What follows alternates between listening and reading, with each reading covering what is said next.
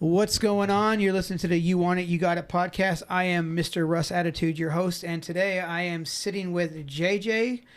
How are you doing today, JJ? Pretty good, man. Pretty hot day at work, but yeah, it's a hot one out there today. It's a scorcher. JJ's been around the scene of for quite some time. I met him probably, I'm going to say, and this really will show our age, probably 20 plus years ago. Yeah, probably 1999, 2000. Yeah, it's been a minute, man. You know, and you're still going strong. You know, so JJ, what got you into music, man? Really, I grew up around it. My father played guitar. Uh-huh. He would have friends over that played guitar, so I would just pick up a guitar and kind of learn from those guys. And I started when I was about 13. Okay. When did you start? When did you decide? I want to be in a band. I played for a couple years, learning songs, listening to albums, kind of playing by ear. So self-taught. Yeah, I can't read music. Tablatures was a huge help back then. Probably starting out playing with drummers. I started out playing with a drummer named Chris Sugg, and then, just turned into bands and playing shows and kind of been doing it ever since. Yeah, what was your first band? Really, my first band that was a full band that played shows was 579 or FSN. That's the origin of the FSN. So what is the 579? It was a drum rudiment from Ben Ross. Really? Yeah. It was a drum rudiment. That's where the name came from. Wow. That was a question that I've always wanted to know, and now I know it. Mm-hmm. Oh shit! I'm sorry, I dropped your drink over. So FSN. What was your guys' musical taste, musical style, musical influences? Well, I guess back then we were listening to a lot of course, I grew up on the classic rock, rock, and then grunge when I was first starting guitar. By the time FSN rolled around, we're listening to like Korn and Deftones and Incubus, System of a Down. Those are probably some of our favorite bands at the time. So, I mean, all right, well, let's take it back a little bit then. So, growing up, obviously, you said you had, your dad played music and you were around it. But, what was so growing up, you were into, that music around the house, like classic rock kind of stuff, or just... Yeah, Pink Floyd, Led Zeppelin, Skinner, Black Sabbath, all the greats from the past. That's kind of cool, though, because, you always hear people go, oh, man, my parents listen to shit music, crap, At that point, when you were growing up, did you like it at that time, or did it involve in... eventually you're like, okay, I like this stuff? Or nah, man, I was rock and roll from day one. I remember I bought my first cassette. I was probably about 7 or 8. Okay. And it was Boston. All right, nice, Third Stage, Hell So yeah. I was always a rocker. Fuck yeah, man. And then I got into like White Snake and Huey Lewis and the News, and this was all before grunge. Before I listened to Metallica or Megadeth. Yeah. But I mean, those are some good bands, though. Because you always hear people say, "Oh, my parents' musical taste was garbage." I mean, my parents. I can say that my parents growing up, and I don't know if I didn't like it. I just didn't really pay attention to it. But my stepdad, he always listened to in the classic rock. He was all into like the Doors and Zeppelin and all that kind of Pink Floyd, and Boston, all that kind of stuff. Journey and stuff. And I never really paid too much attention to it. My mom was more into like the Ohio Players and the Spinner, those like the funk stuff. So it's like they were two different styles of music, But now it's like, wow, all that stuff was great. And eventually down the road, I got my own stuff. I started listening to like hip hop first, And this is like mid 80s, early to mid 80s, Michael Jackson was my first record I ever had, though. Thriller. Yeah, that's a good one. Yeah. What you said your first cassette you bought was Boston. That's pretty cool, Where do you remember? Are you from Clarksville? Yeah. I was born here. My mom's family's from here, so I started school here in like Woodlawn. Okay. My dad's from Erin, so we moved to Erin, and I lived there until I got 18, and then I moved back to Clarksville. Oh, okay. I love Erin as a town. It's just not a lot of opportunities. Yeah, it's a small town, yeah. Clarksville's actually grown pretty big. So, where did you buy this Boston? Did you buy Boston at the Sound Shop, or did you buy it at Walmart? No, it was at a pawn shop. It was one on Riverside Drive. it was years ago. I couldn't tell you the name of it now. There's pawn shops, pop up everywhere nowadays in Clarksville. All right, cool. So like in high school, in high school you were in Aaron and stuff. So is that when you got into like Metallica and that kind of shit? So actually in high school, most of the people I went to school with didn't even know I played guitar or anything. I'd always play with my dad and his friends. So once I got out of high school, started jamming out with like Ben and Garrett, which I still jam with now. Garrett with the 1980. We've known each other since the 3rd grade. Oh, really? So, yeah. Okay. I can't remember. But when you moved back to Clarksville, you started playing guitar. People didn't know that you played guitar in high school. And when you moved to Clarksville and you started jamming with those guys, we were talking about music. What you were listening to in high school? Oh yeah, so like heavy. As far as heavy metal, it was definitely Metallica. Like in the late '80s, I heard like Master of Puppets. Did you find that on your own? Did you find that on your own? No, it was by friends. Okay. I had I think one of my best friends at the time, Mikey Hegler. His brother had he showed me Beastie Boys, Metallica, Megadeth, and Pantera. Oh, nice. And then I started doing remember I don't remember the names, maybe Columbia House. You could order a bunch of CDs. I would do that, dude, and I literally got all this stuff at once, like Nirvana, Alice in Chains, Soundgarden, Pearl Jam, and then Guns N' Roses, Metallica. How much do you owe them?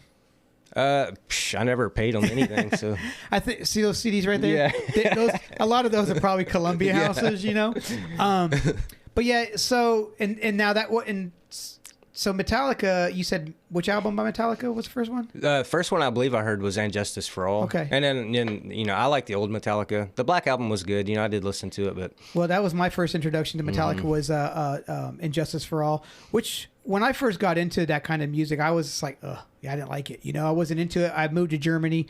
A buddy of my mom's, her son came over and he brought 2 albums, Justice for All and Number of the Beast. Oh yeah.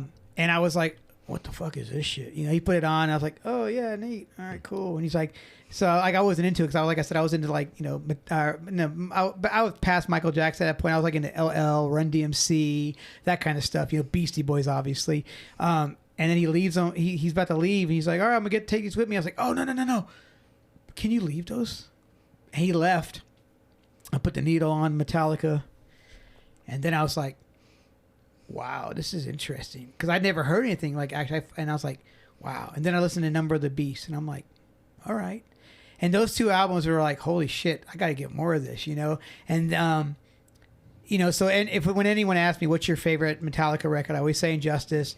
What's your favorite Maiden record? It's going to be Numbers of the Beast because those are 2 albums I've heard by those bands. You know? So, and for me, I'm always that kind of guy. Whatever the first thing I heard, that's going to be my favorite record by that band. And then I just started, then as we just started, meet friends with that same musical taste and starting to let the hair grow out. And, I'll tell you, another big influence when I was a kid was KDF. Oh. They would play, I would sit there with my cassettes and make my own mixtapes and get all my favorites. And you were like, and as soon as they stopped talking, and you're like, and go, Yep. Hopefully, something interrupted or something, like because radio just static every once in a while. But yeah, those were cool. That was the cool days doing that. I would do that when the top 10s or so, top 10 countdown. You're like, all right, I know this song's gonna be on here. Poop. That's how I got "Fight for Your Right to Party" by the Beastie Boys. I recorded that off there, and it always had the intro, and here's the Beastie Boys, and he's like, you gotta fight. So that's how the song always went to me. Then when I finally got the album, that person's voice wasn't at the beginning anymore. It was like, here's the Beastie Boys. All right, so you moved to Clarksville at 18. You started jamming. Did you already know people here in town, or did you meet people like work or something? Or so actually, Garrett C that I still play with now, him and Jason Owenby lived in Jason Owenby's dad's house right across the river on Lylewood. Okay, yeah. And they invited me to just come move in with them and basically start a band. And one weekend, Ben Ross came out and never left, so he was our drummer. And then Garrett was our first singer for FSN, and then we met T-Bone. And then he knew Lex. Okay. And that's just, things happen. And All right. Well, how long was FSN together before you guys played your first show? I think we started in the summer of '99, and we played our first show at the Moose Creek Lounge probably within a couple months. Really? Yeah. And at that time, I believe we played a lot of covers, a couple of originals. So, I mean, wow, yeah. And so at that point, you know, there wasn't, I mean, was Kitty around at that point? I believe so. Because, I mean, you know, there wasn't really a lot of female fronted bands at that current time, you know, and, you know, especially in Clarksville, there was, and I don't even think there has been a female cover fronted band since then. Honestly, like a metal band, you know. Not that I can recall. But so you guys played your first show. Do you remember who it was with? It was a show by ourselves. Okay. Our first shows with like FSN, once we got Lex, of course, they started out as house parties. That led to going over to Reflex's house, like Clint and Adam and all those guys. And, you know, we would all play shows together. Then we started doing Rotary Park shows. Yeah. I'm sure you've been to some of those. Yep. And then we used to rent out like the JC building and stuff. You know, of course, the warehouse was around back then, so we could, you know, always play a show there. How'd y'all get into, when did you guys get into the warehouse? It wasn't very long, man. We played a couple parties, and before we knew it, we were meeting other bands. And, you know, back then, that's how you got show. It was still today, really. Yeah. You know, you met other people, and they'd be like, oh, we're from Nashville or Murfreesboro, and we would just trade off shows and kind of get around like that. I don't recall. It was probably with, like, Lowboy.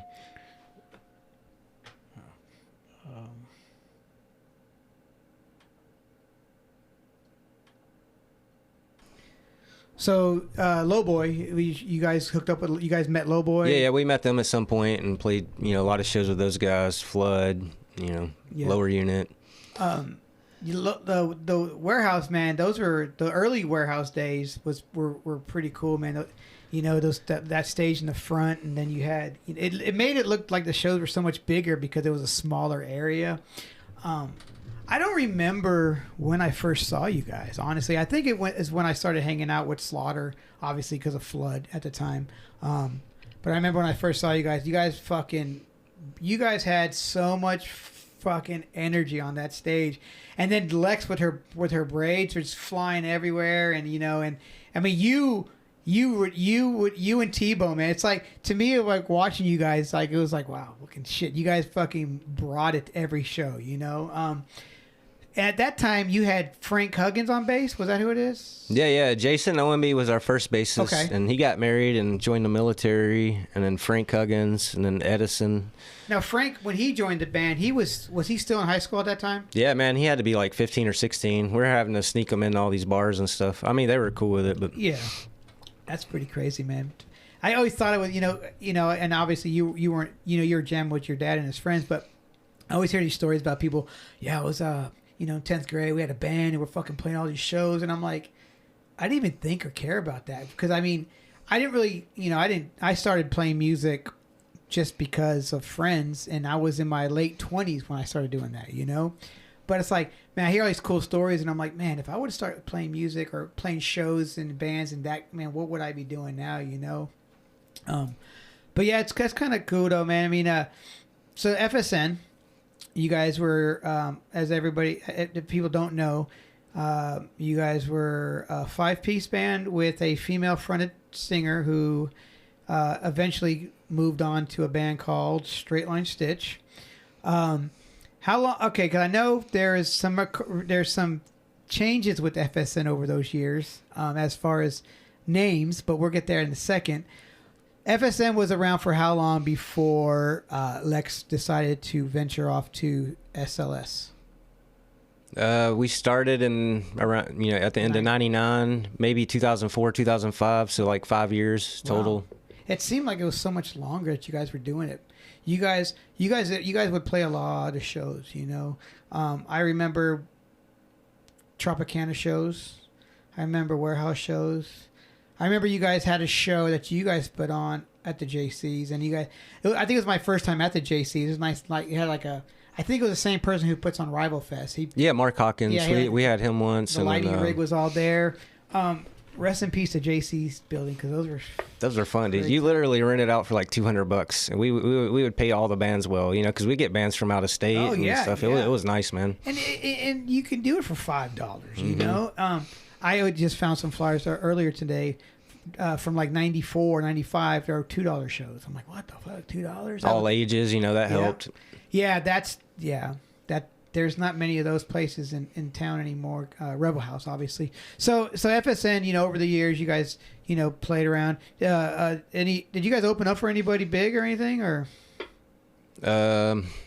I think maybe Mushroom Head once. Mm-hmm. I can't remember. We used to have some really good shows at the Outer Limit. We caught a lot of touring bands going through there. That venue, that was a great venue. You felt like a rock star on that stage, because it was like you had the bottom part, you had the stairs that walked up with the drum throne, and the drummer was up there. That stage was huge. I was able to play it a few different times. That was a great. I mean, if you're going to take a movie theater and turn it into something, why not turn it into a venue? That's cool. They had that party boat, and then they had the karaoke room. You go there all night. They and had have the a restaurant blast. in the middle of the place. The party boat. That was like the dance club, and then you had, like you said, the karaoke room, and then that runway that the where the rock bands played. You had the light up floor, and that was pretty cool, man. Played there several different times. So FSM plays around, and I know you guys had took a break or whatever. I don't know the whole part of it, but you guys had took a break, and for some reason you guys had changed your name, yeah? Or was it not really a name change, or was it a different band? So at one point it was just me, Lex, Ben, and then we added Mark Hayes and Joe Hayes. Yeah. The brothers. The brothers. I think we actually may have changed our name for a minute, maybe Psychasthenia. Yeah, that's what I was thinking. And it was the name of one of our songs, but I think we went right back to FSM just because that was our, that's how people knew us. I have a flyer with that on it, actually. Oh, wow, that's cool. I think it maybe that show we played in Adams, Tennessee. We played some outdoor show out in Adams. And Nathan Ells, he had a band that played there. I think that band only played one show, but that was in front of the cave, right? Yeah, I believe so. It's been years ago. I barely remember, but it was a lot of bands, a lot of people. You guys, that was your first show under that name. I think. Yep. I had gone there. I was at work. Couldn't tell you where I worked at the time, maybe the movie theater or something. But me and my buddy Jesse went out there and went to see you guys, and obviously Nathan's band, which I remember Nathan's band for sure. Everybody wore white, and I was just like, huh, okay. But it's Nathan. He does his stuff. That must have been. Was that before he went to like California and stuff? Yeah, this was another band, and his band actually. So after Submethod, and then. Yeah, right before he went and did It was before Human Abstract, and then Sunlit Drive. That was the band, but before that he did something. But it was pretty cool, man. So you guys went back to FSN.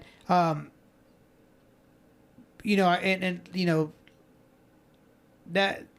What am I trying to say? Lex ends up, joining Straight Line Stitch. Was the band at that point before she went there? Was that like the band was getting ready to? You guys were like about to were you guys about to end, or was this something that she was like, hey guys, I want to pursue this, or? Yeah, I think at that point everyone was just kind of ready to go in a different direction. I was married, about to have my first child, so I was gonna work and stay home and take care. I couldn't. Lex was ready to tour and do all that, and we really didn't have the means to do it.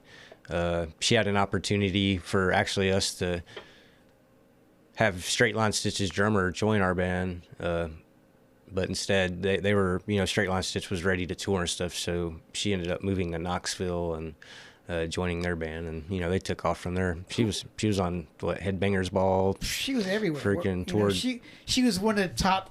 She was in the top like 50 like rock chicks, or something like that. I didn't want to hold her back because I knew, she was ready, and she needed the professional studio and all that. And we just couldn't provide it. And Joe was wanting to move to California, and I think he flies planes now. Wow. Yeah, so it was mutual, man. There was no hard feelings, cool. Nothing like that. I'm looking back on it, that was a good time of my life, and I cherish it. But everything comes to an end at some point. Correct. Yeah. And I mean, you guys, did your thing here. I mean, everything. All, like you said, all things come to an end, and then you got your family now. And now I'm thinking about like, holy crap, like, because your son's how old now? He's 18, just graduated. Then I have the 11-year-old daughter. 18. So that was 18 years ago. That's not. That's a long time. That's crazy, man.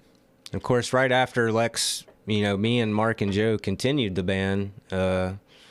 Charlie Grubbs, Blowboy's drummer, he moved back from Cali and ended up being our drummer for a while. So, I've always played and wrote, tried to keep writing music. After that ended, I did cover band with Daddy Sam. Those guys, I've been doing that for 14 years. Still doing it, right? Charlie's our drummer, and then we jam with Steve Boyd and Randy Bush. Yeah, we still do that. Not only like once a year, but I remember when Section 125 was around. You guys would play. You guys played there one time, and I was like, I think that was the only time y'all played there, and I was like, oh shit, And I obviously got to see it. It's cool to see. Like, it was cool to see you back on guitar, and I mean, you were already doing it, but it was for me the first time to see you back on guitar, and then see Grubbs on drums. I actually graduated high school with Grubbs. Oh, that's cool, man. Yeah, we're still great friends. I see him all the. He's actually Garrett's neighbor. Oh, really? Yeah, that's pretty cool. So I see him quite often. And that's one thing I noticed too about you guys, you and FSN. You guys are all still so close and tight. Even you guys, not everybody lives around the area, but y'all still keep in contact. As you were saying before we started talking, you guys all went out to dinner one night. That's pretty cool. Yeah, it's a bond you really can't break. Things happen, and sometimes feelings get hurt, or things may go south, but in the end, we were a family, and I love those guys, all of them. Yeah, man. I mean, being in a band is a family or a relationship, and people fight, people bicker, things happen, and then guess what? You all kiss and make up later. It might take some. It could take years. It could, but eventually, eventually it all works out, man. So after FSN, chilled out. How long before you started doing Daddy Sam? Oh, that was probably like 4 or 5 years later. Yeah. Between that time, it was just me, Mark, and Joe writing music. We had a different drummer. They lived out in Carlisle, so we would write music. And then around 2010, I joined Daddy Sam with Charlie, and then me and Garrett started writing music back then. So the 1980, we started writing music in 2010. Wow. So we've taken long breaks and stuff, but I didn't even know. So I didn't. Yeah, like you said, I didn't realize that you guys. So I guess I must have seen him sometime. I must have seen him. It's just. Yeah. Wow, that's interesting. So obviously, so. The twins, those twins, they lived out in the country with that crazy. They had like a roundhouse or something, right? Yeah. Their family basically retired from Ohio, I think, and they built all that stuff by hand. Didn't their dad build instruments too? Or? Yeah, they all do. Mark still does it. I don't know if his dad still does it, but yeah, I've seen several instruments. Which one was the bass player? Joe. That bass he had that he had custom made. It was so small, and man, and watching both of them. They're both incredible. Fucking incredible. And they had a band too, right? The two of them? Yeah. Boom Sally, I think. Their whole family was like, you go to their house and everybody could get down, dude. It's awesome. It's cool to be around. Yeah. One thing I always wanted to do around this area was go to a picking party just to watch. I want to go to a picking party, man. I had a friend, her dad, they lived out behind Kroger's on Madison Street on Lookout Drive, and they would have picking parties, man. And I was always invited, but I never went. And now I kick myself in the ass because I always want to see somebody play the mandolin. I always want to see somebody, because the mandolin to me is just a fucking sexy instrument. Oh, you got to see Jeremy Holt, dude. He's from Clarksville. He plays mandolin. You know what? He plays guitar a lot too, but I think Jeremy Holt. He used to play at the Front Page Deli all the fucking time. Holt Brothers and shit. They were awesome, man. Is he still doing shit? Yeah, he lives in Nashville. He plays Poor Man's every now and then. I see he gets down to Clarksville, but that's pretty cool, man. Yeah. So all right, so Daddy Sam thing. So when that first was that got an addition into that band, or was that all y'all just started together? So while Charlie was with Safe with the Hayes Brothers, he was also playing covers with the same guys in Daddy Sound, but Jeremy Holt was actually their singer. Oh wow! He was like their lead guitar player, and then I don't really know what they called themselves, but when I joined, we changed Daddy Sound and played a little bit more newer rock, I think, less bluesy. Yeah, but we would play, country and rock, but we would also throw in like Alice in Chains and Stone Temple Pilots. Stuff that you guys were into. Yeah, stuff that we liked. Why the name Daddy Sam? That was Charlie's granddad's nickname. Oh, wow. So that's where that name came from. So kind of like a pay homage to him, and yeah. And then the group that the Hayes brothers and Charlie that we were in together was called Safe. I don't know if you remember that. It sounds familiar. We would play. Remember, Billy from Shun? Yeah. He had a band after that. Sans Serif. Yeah. We played a bunch of shows with those guys. Ben played drums, right? Or no? No, Charlie was our drummer. No, but I mean for Billy's band. I think he played after that. Okay. I think at that time they had a different. Got you. I don't remember. I actually went and jammed with Ben, Billy, and Charles one time, just out at I think it was Charles's house. Yeah, that'd be cool. That's cool to see, man. Let's put a pause real quick on the Daddy Sam, because I think I forgot about something. Sure. But you remember, so back in those days, man, bands like 12 Volt Negative Earth, I mean, those. I remember my first time ever hearing that band. I got the baby. Is it called Baby Steps or Little Steps or Footsteps? Yeah, Baby Steps. Something like that. It's a green with the yellow footsteps. Mm-hmm. I got that at a 328 show. Somebody was handing them out, and I was like, "Who the fuck is this?" I was like, "Oh, cool," Where did all the sunshine go? That's some good music, And then what was the one before that? Had a cover song. It was like a Talking Heads. Or, they did. It was it was Shout. Who does that? Shout. Let it all. Tears for Fears. Yeah, but then they would do like Motley Crue in there, like Shout at the Devil. I know. I remember one of those. So it was like a hidden track on their CD. Remember hidden tracks on CD? Oh, that was cool. Man, yeah. You like Nirvana had Something in the Way, and you had to fast forward it like 15 minutes, and then just like you'd find it. You didn't know about it. You're like, oh, that was a good CD, man. But then it just kept playing and playing. I turned it off. You turned it off, man. There's a song at the end. What? Yeah, hidden songs. Kids don't know about those nowadays. No, you can't fast forward to MP3. But no, now that song's actually one of the tracks on the things. There's a Johnny Cash tribute album, and if you fast forward or rewound the first track, it took you to a negative song, and it was a cover, but it was in the negative. You had to go negative. Oh, so it wouldn't. If it went to the end, you would never hear it. You have to rewind it. Yeah. So you would have to go to track 1. Pause it, hit the rewind button, it would stop, and then it would go to negative song. That's cool. Yeah, I was like, wow, that's pretty cool little thing. Johnny Cash, that's a good one. Oh yeah, man. I know you guys know this guy. Remember Wojtek Kuchenek? No, I do not. Mm-hmm. He was he recorded. I know he recorded Malfunction Crew, recorded Flood, but he lived. Johnny Cash lived in his little area. That's where Johnny Cash lived, and it was a pretty cool spot. The drummer who owned his studio, this guy Wojtek, was Fred Kerr from Cinderella. So Cinderella. Apparently, everybody from Cinderella is in Nashville, I guess. But yeah, 12 Volt Negative Earth, Some Method. Well, actually, it was Community Spoon first. Yeah. Did you ever hear them? Oh, I saw them at the Retro. Yeah. Of course, I was there, but I wasn't there. The infamous night where Nathan gets arrested and goes to jail, and everybody at the show puts their money together to bail him out of jail. He comes back to the Retro and finishes the show. So yeah, that's pretty cool. Yeah, but and then Nathan was Community Spoon. Did that? Okay, so Some Method. Do you remember everybody members in Some Method? Do you remember the people in Some Method? Besides Evan Brewer? No. Tyler. I know Tyler was on not guitar. Really, man. But yeah, I'm trying to see if there's the same members for Community Spoon. And Tyler was in Community Spoon. I think that may be just him and Nathan. Yeah. But I could be wrong about that. Yeah. I remember seeing them. I was probably like 16. Yeah. They played.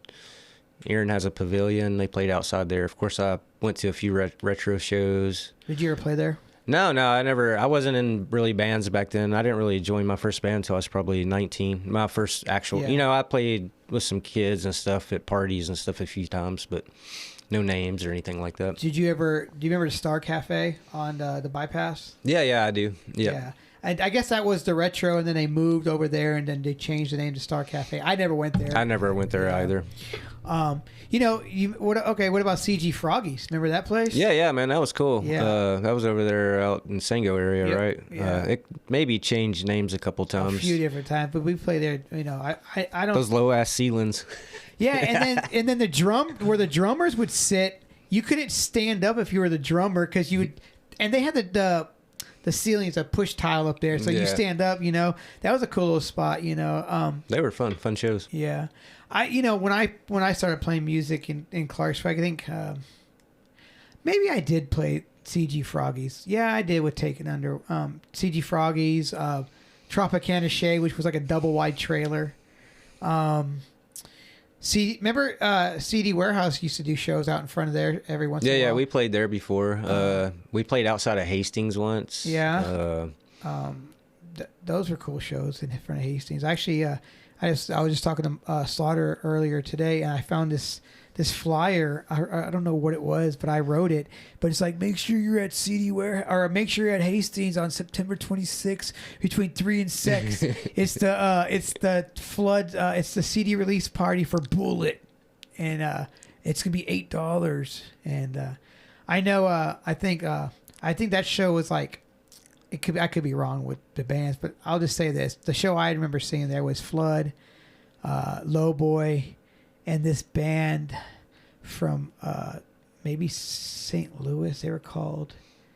Fuck, I can't remember now. Anyway, those were fun shows. You know, it's cool that Hastings let people do that there. You know, but you know, I don't know if it was like the manager that let people do it there, because I know over the years after that they wouldn't let people do them there anymore or something. Yeah, somebody complained, I'm sure. Yeah, live all the fun times, you know. Anywho, but yeah, I wanted to mention 12 Volt because I remember they were kind of a big deal back in the day, you know. A Braid, those were good dudes, you know. Yeah, man, they would throw down. Back then all the bands would just get each other hype. Well, man, see, that's what we're saying. I was talking recently. Back in the day, we would all be at shows. You go to Murfreesboro. Murfreesboro to me had a great scene. You know, you had Gnosis, you had a Braid, you had Element 8, you had that band that I was trying to think of earlier. I can't remember now. Autumn.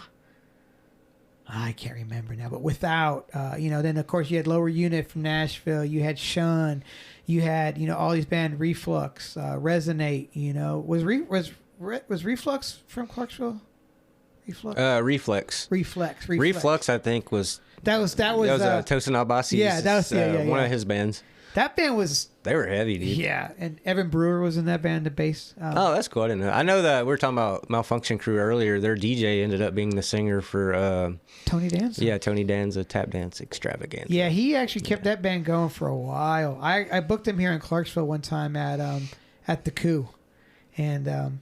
I never went there, actually. I was so out of the scene then. Yeah. I never actually heard a lot of good things about it. But yeah, it was a really cool venue. Yeah, Jesse, man, he was who would have thought he would have fronted Tony Danza? That's crazy, man. Those were good dudes in that band. When they first came out, they were really good dudes. I remember when Taken Under was recording, I think our Strength and Honor album. He played us some of the Tony Danza stuff, and I was like, "What is this?" You know, because it was like, you know, and it was before Jesse was in the band actually at the time, because apparently, I guess a lot of the members of Tony Danza went to MTSU for music, and then of course that's what Dietz recorded and stuff. But yeah, and then Jesse took over on vocals. Wow, that was pretty intense. They did a lot of shit, that band. You know, I think they were signed to. They were signed to some label that was pretty big.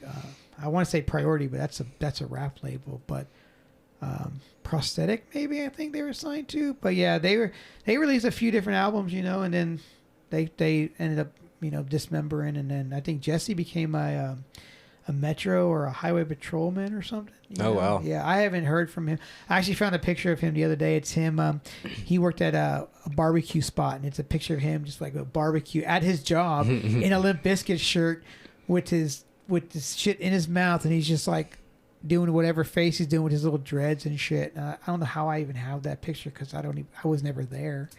Did you ever play with Peel?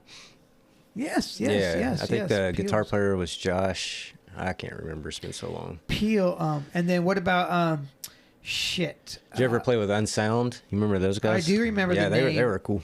I was about to say, not Point of You. Remember that? Oh yeah. Obviously Barry's first band before Look What I Did, and I want to talk to him because I'm sure he's been in music for a long time.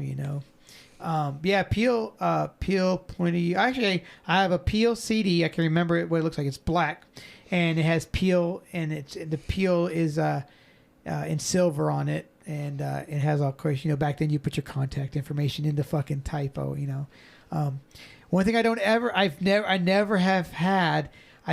any FSN demos. Oh, ever. wow. Do you have the CD that we made? I still got some somewhere, possibly. I think the only thing I have on my computer is the Lex cover that you guys did. Come Undone? Yeah. Yeah. That was her and, is it Mark that did vocals too? Yeah, I'll get you a copy, man. I have CDs somewhere. Yeah. I mean, and we don't have to get into it though. I mean, it's no streaming services for any of FFN stuff. No, we've never really talked about it. I do have a YouTube page, and I have at least one song on there. I think it's Transcend. Yeah. From that album, but I don't know. I'm not sure if they would want to, or we've never really talked about it. But I know I've seen a lot of people are putting stuff up. It's like Shun after 20-something years. Fucking Michael and Rains finally up there. Yeah, man. I downloaded it for sure. Actually, that album was so fucking good. They're good, man. It was real good. What's really crazy is like they were just such a chill band, And the first time I remember seeing them was at the Warehouse with Submethod, and Submethod did a cover of why can't I fucking think of it now? Fuck. Anyway, they did a great cover of something. It was good, but Shun opened up, and that's when I first heard them. I'm like, wow, this band is great, and their music wasn't really heavy. No, it was emotional and powerful. I was about to say they were emo as fuck, but it was good. They did a cover of my favorite song, Nutshell by Alice in Chains. Really? At the Next Generation. Remember that place? That was a great venue. Man, they freaking killed it. It was like one of the best covers I've seen. Did you ever play there? Oh, yeah. We played there probably at least 10, 15 times. I never got to play there. And I honestly, I don't know why, but I think I only seen a handful of shows there. And I think it was a tough place, man. You'd have to catch the right group of bands because they would pair you up with out-of-town bands that didn't sound like each other. So, it was kind of alienating some of the crowds. But we had some good shows there. Did you guys open up for anybody that became anybody there? I know Killswitch played there. Zayo played there? Maybe, I'm going to missay this name. Is there a band called Mindset Defect, maybe? Yeah, Mindset Defect. I could be wrong about that. But I think Mindset Defect, weren't they a local band? They could have been a local band. Actually, I could be wrong as well, but guess what? Who cares? Well, I don't know, man. I've played with so many bands. Somebody will fact-checked it, but Mindset Defect, I want to say that's didn't the singer from 12 Volt. He started a band after 12 Volt, and that I don't know if that was it. Anyway, I don't remember. I remember we played with Lowboy there, Element 8, Malfunction Crew.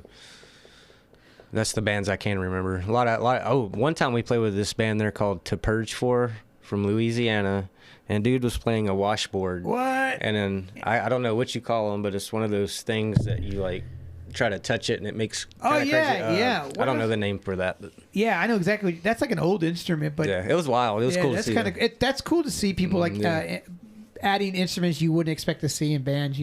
It's like there's this guy, and I think his name was Mark Wood, and I might be mistaken on that. I think I am, but he was a thrash heavy metal violinist. Oh, dude, and cool. It was just instrumental. He had a band, but he was just like, and I, back when we, back in the 80s and 90s, you couldn't find you didn't know what it sounded like. You would just be like, it looks cool, and you'd buy it, and either sucked or it was good.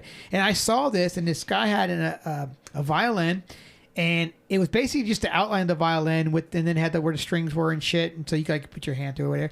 But I saw that it was plugged up electrical, and I was like, wow, I didn't know that was a thing in general. But I was, that's cool. So I listened, took it home, and I was like, wow, what the fuck is this stuff, But then I was like, where's the vocals at? Because I didn't know it was an instrumental. I just bought it, But that's one thing that I do miss kind of doing, going through the record store and you're just looking and you're like, oh, that name sounds cool. And then you pull it out and you're like, oh, the cover looks cool. And then you buy it and, and then as you would, you'd look in there. And then, of course, as everybody says, we look at the thank you notes and you're like, who's this band? oh, now I have to go buy this band, you know, and that was fun back then, you know, hunting for new music, you know, I miss that, you know.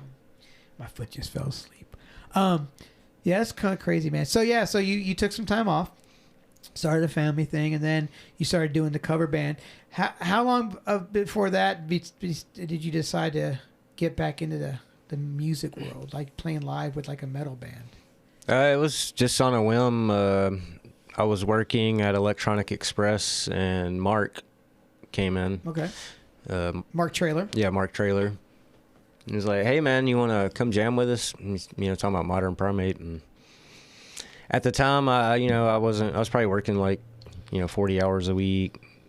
You know, me and Garrett were already playing a lot of cover shows with the acoustic duo. But yeah, I went and jammed with him, man, and I don't know, it just right away, the energy was there. That's all I can say, man. And then, we've had some hiccups, but we're going strong now, and got a lot of new music, got a lot of shows planned. So I will say this, man, you didn't miss a beat when I saw you play your first show. I was like, you were in it, man, and to see you up there, you were going ham, headbanging, you were doing your thing, man. I was like, wow, that's cool to see, man. Let's talk about 1980 real quick. So 1980 is now, I'm gonna just take a guess, is that the year you guys were born? Yeah, we're both the same age, and makes sense. So you guys started obviously before you were doing this before Primate. When did you guys start playing out live?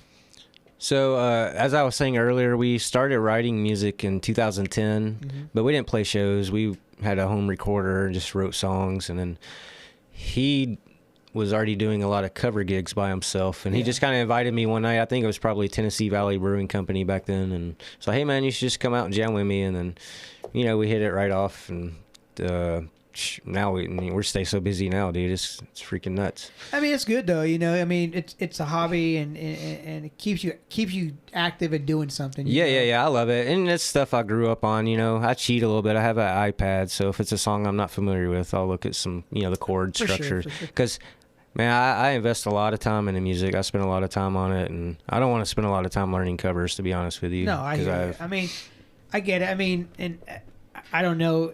For me, for me personally, I mean, it's like an easy cash. It's an easy cash. Yeah, I do it. I do it for the money to an extent. I ain't gonna hate you for that. It's easy money. So I mean, that's a good thing. But I've seen you guys do. You guys are staying busy. It's like I always see you posted something like, "Hey, we're gonna be here. We're gonna be there." And I see a lot of people doing the acoustic thing out and about. But I mean, there's a market for it, Yeah, you got tons of breweries and restaurants. It's easy for us to get in and out, less people to split the money with. I still enjoy doing it. You connect with different types of people that I would meet in the metal scene. I'm getting to play all the cool places around here. Like we got to play Riverfest. We just played Beach Haven. It's pretty cool opportunities, man, and fun to do. It's funny you say you got to play Riverfest because back in the day, you guys weren't allowed to play Riverfest, and they had Rival Fest, and that was what's his name? Mark Hankins. Yeah. He did two of them. We played both of them. They were great. I don't remember the first one. I remember the second one because I was there. That was when that was the Return of Low? No, that was it was the Return of Lowboy. The second one, they had been out in Cali, they had flown in. Yeah. It was a great. I got some great pictures from that show. So it was FSN, Flood, Submethod, Lowboy, and somebody else opened up that show. And the only reason why I remember that is because was it Resonate? Was it? I don't know. I think you're. It may have been those guys. You are right. We all stuck pretty close together and played a lot of shows together. Yeah, that was a fun day, man. That was a fun day. But I remember that he put that on. What was his band's name? Problem Child. That's what. Yeah. They were really good, man. They rocked out. They only played the first year, I think. Did you guys play the first one? Yeah. We played the first one as well. That is kind of cool though that they did. Like, I remember the second one though, man. There were so many fucking people there. Yeah, Jesus it was packed. Christ. I work with this guy Will, and I can't fucking remember his last name right now, but you know him. He was friends with what's Lex's brother's name? Moses. Moses. Him and Moses were friends. Oh, Will. Yeah, I think I know you're talking about. Yeah, he worked at he's worked at Old Chicago, and now he works with me. I can't remember. You know who it is though. Yeah, it's been so long. If I saw him, I would totally. The name rings a bell. But yeah, he was talking about. He's like, man, do you remember this? Because he was there too, and I was like, no, I don't remember that. But I also wasn't really. I knew you. I didn't really because there was like age gap, But I knew you all, and we all hung out. I didn't know a lot of your friends and stuff, But I have a lot of pictures from that show as well too. I know. You guys have a lot of pictures too. Yeah. I keep a book of flyers and pictures, and kind of. It sucks because all the shows that I ended up booking throughout the years and playing and all this stuff, I ain't got shit. And it's sad, I used to have a lot on my computer, and one day they all just disappeared. And man. I don't know where they went. We used to handwrite flyers. I remember, before Photoshop and all that stuff became convenient. Well, I do have some Photoshop flyers. Like I said, I have some of you guys, and I'll send you some too. What I also would while I'm doing this podcast, when I get people, I want to give you guys some of the stuff that I have that I over the years, because it is cool because some things you guys may not have, and I know your wife was always taking photos, and she always took some good pictures. I know sometimes you send me pictures. Hey, look at this. And I was like, what the fuck? Oh yeah. I got some great shots of you, man. Yeah. Throwing down for sure. Yeah, that's about all I did. Yeah. It's like Russ plays bass. No, I just fucking what's the kick drum doing? All right, that's what I'll do. Cue the rhythm. But no, that's cool though that you guys have been doing the 1980 thing, man. And I really enjoy what I've heard. I know you guys got a lot of originals online, and it's what kind of style would you say that is? It's hard to place it, man. It almost kind of sounds country, but it's rock too, because we both love rock and roll and a little bit of indie music. I don't know. We just write songs about life and keep it simple. We write them on acoustic, and Garrett sings. And so you don't do any singing? I do backup vocals. Yeah. I think I did some on the first album we had, but the last single was all Garrett. We did that with Edison over at Mind to Mass Studios. We're actually going back there this Sunday to record 3 more songs. Yeah, let's talk about Edison real quick. Edison, man, he's been around too. He's done some things. He was in FSN, yeah.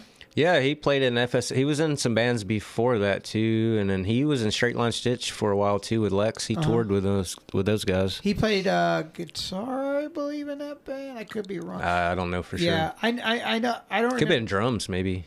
I don't know. What doesn't the kid play? Yeah, no, he's very talented, man. I remember when I first met the kid. He was like 16 or something. No, he was fucking younger than that. He's probably like 13 or something. My thing is when I meet somebody, like, oh, I've known them since they were 16. Because I've known so many fucking people in this town since they were 16, I used to date his sister. And he came over to my apartment one time. He's like, he took my skateboard and he's skating. I'm like, wow, this fucking kid's good. I think he was like 13 or something. He was like skating and shit. I'm like, yeah, this kid's good. And then he comes up to my house, and my friend had left a bass over, and he picks up this bass. He's like, boom, boom. Hey, this isn't tuned. I'm like, oh, okay. And he's just like, boom, boom, boom, boom, boom, boom, boom, boom. And I'm like, fuck, this kid can skate. He can fucking play the bass. And then years later, I see him in bands, and I'm like, fuck, this kid. And then I realized the whole fucking family are prodigies. Like, they're not, but they are. The sisters play fucking instruments. Their older brother plays instruments. He plays every fucking instrument. Great, and I'm like, wow, he played drums in that Queen City romance band. And then of course, like FSN, so in FSN, did he just play bass? Yeah, it was bass. Yeah. Our drummer was Ben Ross the whole time. We played one show with Patrick from Straight Line. Really? That last JC Building show, I think. Maybe 2 shows, maybe one in Nashville. I can't remember what Patrick looked like. I know who. Did he have dreadlocks? I think when he first started coming around, he was probably a little taller than me, real stocky, very well. He's a freaking badass drummer, dude. Here's something real quick about Straight Line. I remember the first time I seen them, they had the 2 vocals, and I don't remember they had the tall fucking dude who had dreads. And Yeah. I think that was the thing though. Everybody had dreads back in that day. You know, I remember T-Bone had dreads too. You know, or tried to have dreads back then. New metal. Yeah. But they had the guy, and I always call him this. I don't know his name, but I called him the Eat Shit guy because he wore a white button-up shirt that was I probably was shoe polish or something, and it just said "Eat Shit" on it, and that was what he wore. And I just called him the Eat Shit guy. But no, Edison. Yeah, he's talented, and he started doing the recording thing, and I'm like, you know, I taken under recorded with him, and I like what he does, you know, and I'm happy for him that he's giving back, you know, doing stuff for locals, you know. I wonder how long he's been doing that. At least 10 years. I know it's been over 10 years, at least, because I know taken under recorded with them in 2016 when we recorded our Harbinger record with them, and then I don't know.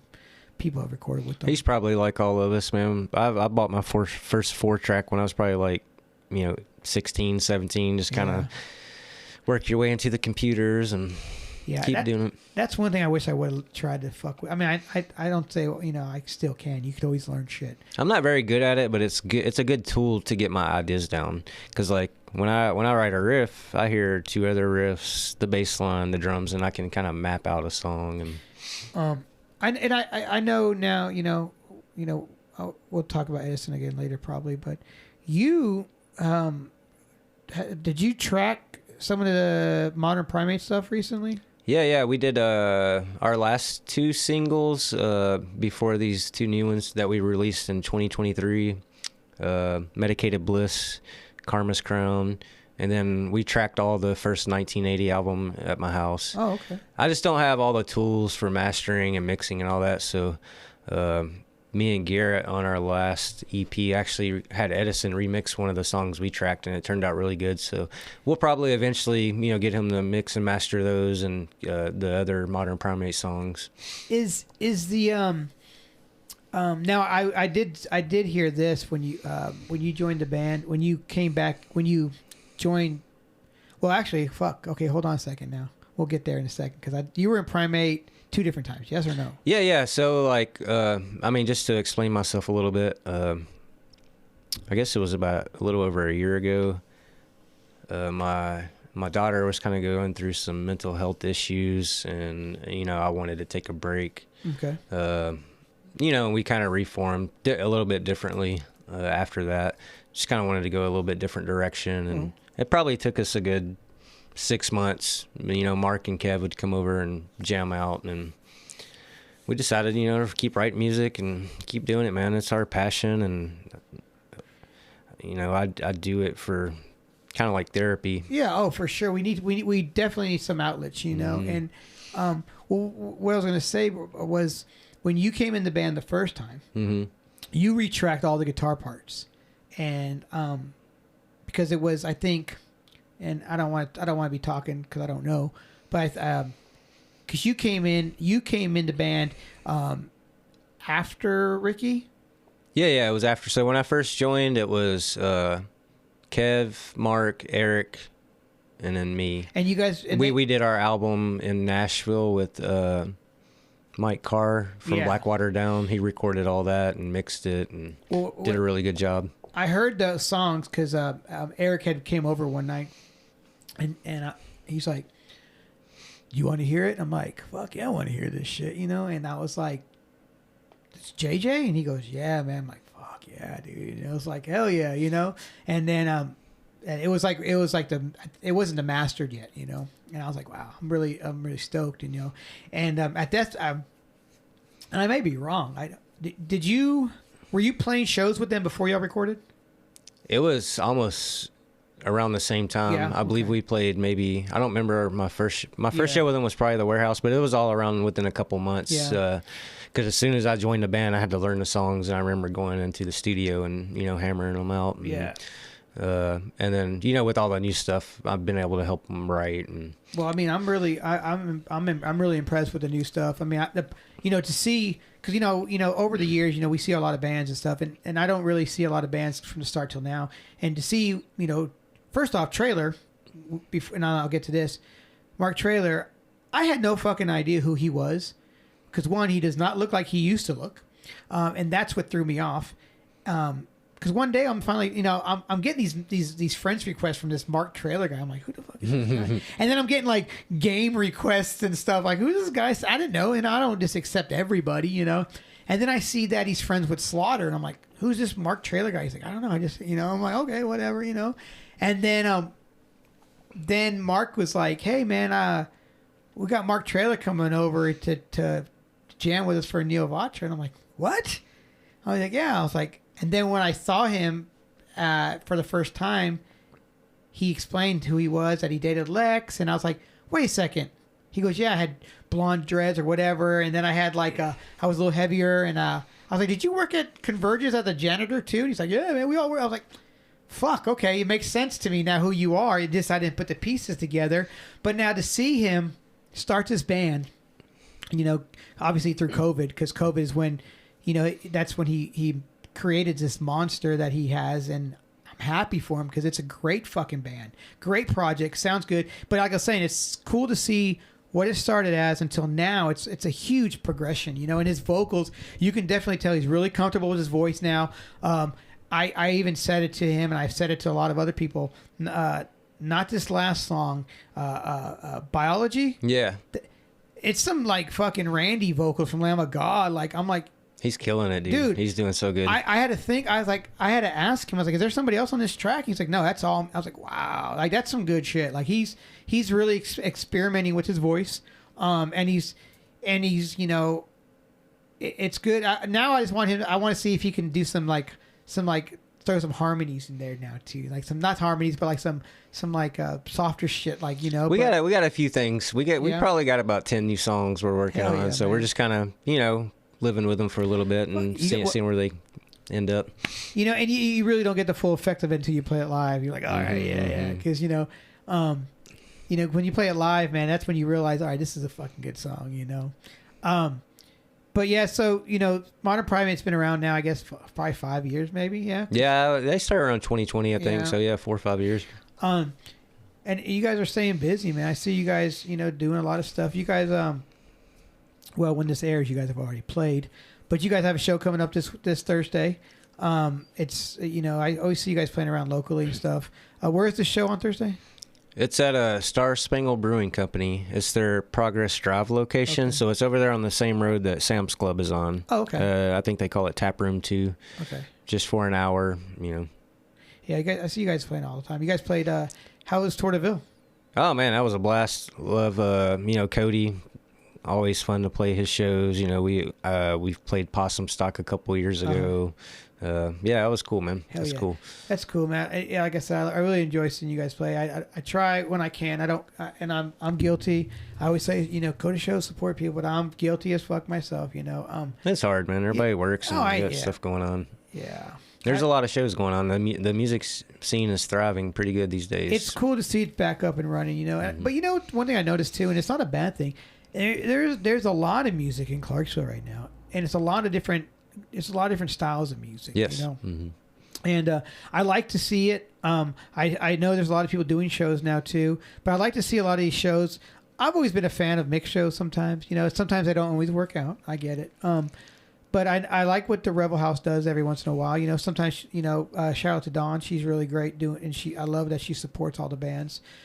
She'll have a heavy band, a mellow band. And that's cool, man. It's really cool because, as you even probably know, you play heavy music 24/7. You don't want to listen to heavy music all day long. Like after the end of a show, the fuck if I didn't want to listen to heavy music after a show. I'll put some hip hop on or something mellow.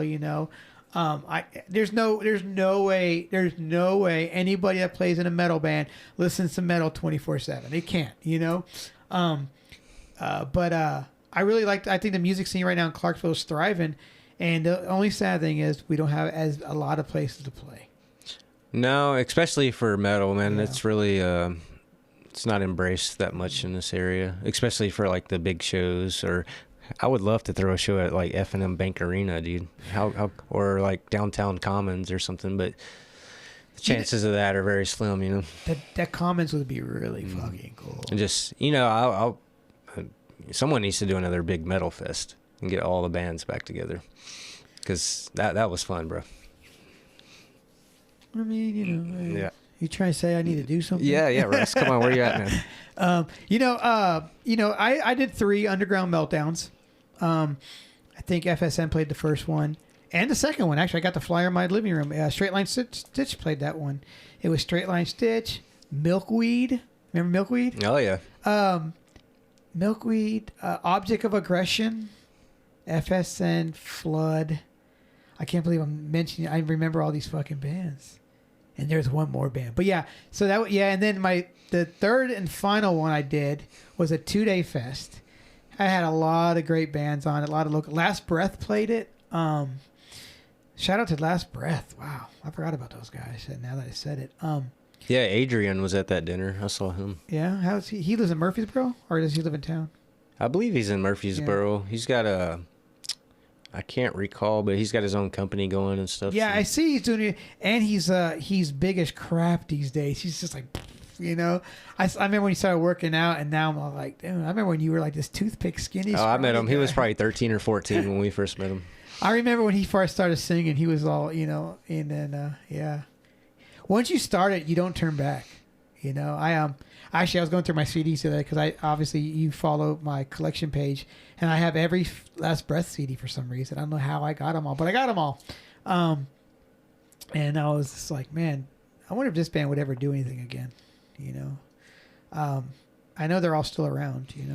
I remember seeing. Last time I saw JJ, you're JJ. Last time I saw Adrian do anything live was with Straight Line Stitch at the Warehouse when he did Jamie Joss's part on that song with Lex, and that was the last time I ever saw him perform. He was a good frontman too. Yeah, man. They did a little bit, I guess, But no, I noticed he started doing he was like doing graphic design, doing T-shirt companies. Now I think he's doing a company now with muscle stuff, or whatever. Yeah, he's a good dude. He was a good kid. I remember he interviewed.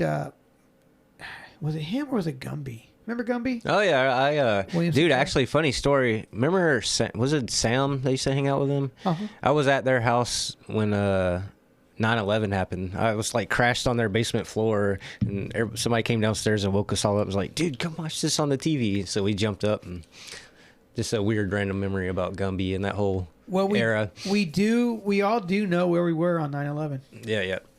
I was sleeping on my couch. I was living behind Hastings, and my mom calls me. I was managing the movie theater out by the mall at the time, and out by the mall. That was in the mall. It's still there now. But my mom called, and she's like, turn on the TV. I was like, I'm fucking sleeping. Like, I just got off work, and I'm turn on the news. And like everybody says, I turned on the TV and I saw the second plane hit. Yep. I'm like, holy shit. And then I call my district manager, like, hey man, are we going to open? He's like, oh yeah, we still got to open today. I'm like, America is in need right now to be chill. I go to the mall. There's people at the mall, but they're all around TVs. And nobody comes to the movie theater until 9:30, and this one guy goes, only one guy. I was like, man, I'll give you tickets to I want to watch the movie. And I'm like, fuck. So I had to sit there, and I might be wrong. It could have been Private Ryan, Saving Private Ryan, but he sat through this fucking movie the whole time. But yeah, 9/11. But yeah, Gumby, he was in some bands too with people we know. I can't tell you the exact names of all. There was one called Nameless. There was one called Subject to Change, and. Yeah. There is, but members of like Josh Grimes was in one. There was another Garrett. I can't remember Garrett's name right now. He wore glasses. Anyway, he was in one of the bands. I think Joe Flowers was in one of the bands. Yeah, he's cool dude. He's playing music now. I see he lives out on the West Coast. Yeah, he's in Portland or in the Portland area. He's in a cover band. Yeah. Joe was probably. I don't think anybody could ever say one bad thing about Joe Flowers. Nah, cool dude. He was. You never seen him upset. He was always just like, yeah, I never. He was just, and he looks the same to this day. He still got his long hair, has his beard going on. Yeah, I was a good guy, man. I always liked Joe. But back to so 1980s. You guys were, you guys are playing in, well, I guess Modern Primate, but go back to 1980 real quick. 1980. So I mean, how many times do you guys say you play a month? 4 to 5. Wow. We play almost every week. Sometimes two a week. Heck, some weeks this summer we got 4 shows in a week. Yeah. Just people keep calling and we keep saying yeah. And that's awesome too that your wife is, you have a cool wife that's cool with it, Yeah, she's been very cool, man. I don't know what else to say. This does take up a lot of my time, especially with 2 projects, but I'm good with time management, so. Yeah, I mean it is cool to have someone and she supports you too. I know she comes out and stuff, and I don't even remember the last time I think I saw her. Actually, I probably did you guys go to the Metal Fest? Yeah, you played the Metal Fest. Yeah, you maybe saw her. Didn't you come to one of our Revel House shows? Yeah, I probably did. Maybe that one we played with Autumn Lies Buried last year. Yeah, that probably could have been it. It's crazy because I'm gonna be honest, and you're gonna be you fucking two look the same together. Like, you guys look the same. Only thing different, just a little gray. Yep. But you look the same. She looks the same. I'm like, what the hell? Yeah, I don't know what it is, man. I mean, keeping each other young, I guess. I mean, you guys have been together for what, over 20 years? Yeah, right? we just had our 21-year anniversary. So married 21 years? Married 21 years. We've been together since 2000, so 24 years together total. High school sweethearts? Or no, actually, I met her after I moved to Woodlawn and joined FSN. Met her actually through T-Bone, mutual friends, and the rest is history, man. We were friends first, Yeah, oh, that's great. And you guys were, and she's a cool chick, you know what I'm saying? I always thought she was really rad. And I mean, obviously, you're pretty. Well, her dad's a drummer. Pedro. He's played some shows with the 1980. He does percussion, drums. He's Puerto Rican, so she has a music background, so she's used to this. She saw her dad playing shows as she was growing up. But so. I have seen recently, actually, a few months back, maybe I think I seen some pictures of him there with you guys. Yeah. He plays in bands with Mark Hawkins. We were talking about earlier with Problem Child, and he's played in some bands with him too. They had one called Hotlanta that would do Santana covers. Oh, and, cool. Allman Brothers, and they're really good too. What was that band in Clarksville? I know they're based out of Clarksville. American Floyd, is that what? Yeah, that's Mark Hawkins as well. He's the one that has all the lights and sound. Everyone's played for those guys. I've never seen them play. I've seen their show, I've seen videos because they do it everywhere. Mm-hmm. Who did I just see? Who plays with them? Actually, Isaac Frost, maybe Lucian. Those two right there. Oh, they're killer, man. Still Moves. Yeah, they are good great. Stuff, like, they used to play. Lucian used to play 125 all the fucking time. It was Lucian and Cindy was from. Oh my God! Why can't I remember this band's name? Yeah, I know what you're talking about. They still play together. So she plays with them at O'Neill some, I think. She has an amazing voice. Is it the Beagles, maybe? Yep, the Beagles. Yeah. She was great, man. They were great together. I seen them at the O'Neill's before, actually. It was some benefit show that Daddy Sam was playing. The Beagles did? Yeah, this was probably been 10 years ago, but they were awesome. Yeah, man. I remember seeing them at the. They would play at the Front Page Deli or once in a while. My buddy Rob, his mom was a huge Beagles fan, but they were good. They were, but yeah, Lucian and Isaac, man. Isaac, what doesn't he play? Yeah, they're great, man. I actually met Isaac working at Window World. He was a window installer there. Was he working with Zach? Yeah. And if he knew my family, my uncle played bass and stuff, and he knew my family, so we hit it off right away. And really, really cool guys, man. Yeah, I know he travels a lot playing around, and I saw him recently. I saw some videos up.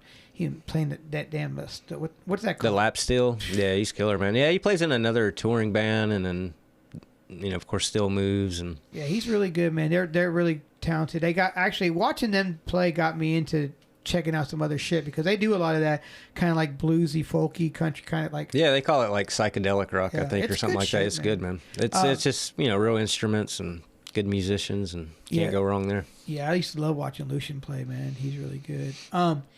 But yeah, American Floyd was really good, man. That band, I've never seen them, but I watched the videos, and it's like you're watching them, Yep. Charlie played drums for him before. Wow. Mark Hayes, that was in FSN and Safe. He played the lap steel for him before. Wow. This has been years ago. They've been around for a while. They have a lot of people in that band. Mm-hmm. Yeah, and they've rotated people so many times, I think. I know too. There was a guy, and his son played music too, and I can't remember his son's name. But was there a Journey cover band from Clarksville too? I don't know. Who was the band? Okay, wait. Frank Hudgens, his parent. Nobody in his parents' band none of his parents played music, right? Actually, yeah, it's a funny story about that. I met Frank when I was probably about 15, 16. I don't know. He had to be 10 or 11. I was jamming with a drummer from Erin, and he worked with a dude at Quebcore in Dixon. And that dude invited us to come jam at his house out here. And wait, there was a Quebcore in Dixon? Yeah, this was late 90s. I didn't realize, because I worked at the printing factory, I think. Yeah, right? I worked at the Quebcore here in town. Yeah, and this dude, and he worked with, invited us. He's a bass player. He's like, hey, man, I got a jam pad. Go over there, and it's Frank's dad. Freaking amazing musician, dude. Killer. Really? Loves, ZZ Top, all the good classic rock, man. And then, I met Frank there, and it's funny. 4 or 5 years later, he ends up playing bass in my band. Isn't that how it works, though? Sometimes? Yeah. I didn't see him since then. I saw him a couple times, and then years go by, and it's pretty cool. That's crazy, I will say this about Clarksville, man. There's a lot of talent in this town. And some people that are so talented that they don't want to do anything. I'm like, man, wish you. But I guess they'll do what they want when they want, But there's a lot of people in this town that have got some great bands going on. One guy in particular that I've been watching since he was 16 was Dusty from Fuzz Ripper. Oh man, they're killer. We played that Tour de Ville with them. I maybe seen them before then, but that's the first time I really got to sit and watch them. They're really good.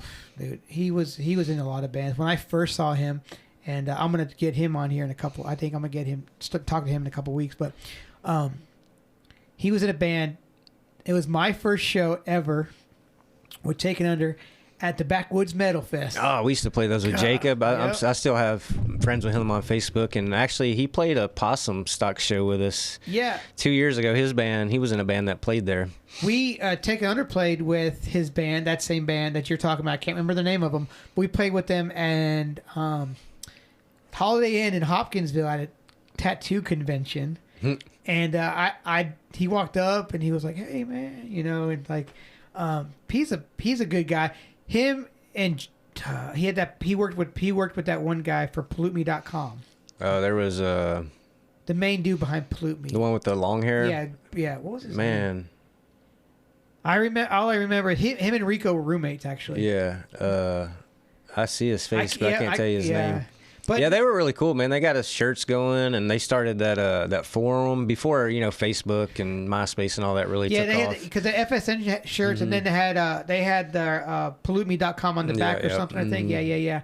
I forgot where was I going with that? Backwoods Metal Fest. Yeah, those are cool shows, man. So I saw Dusty's band there. They were a Metallica something cover band. They did other covers, but they were called Assault. And I was like, man, these kids are really good. And then years later, I found out that's who it was. And I've seen a lot of his bands. He had a band called My Friend the Ghost.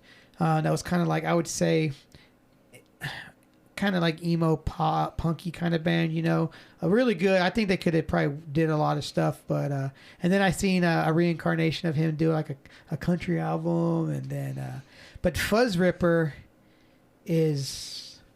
that's a great band. That's his baby because he puts so much work into it. The lights, the interludes, the everything. And his band is solid. They're playing. I want to say they're playing like July 5th or 6th. I think it's at Captain Molasses' CD release party. I saw that. And Ritual Caster. Which I wish I would be. I'm not going to be here. I'll be out of town for that. But we'll be playing. Actually, on July 5th, we'll be at what's it called?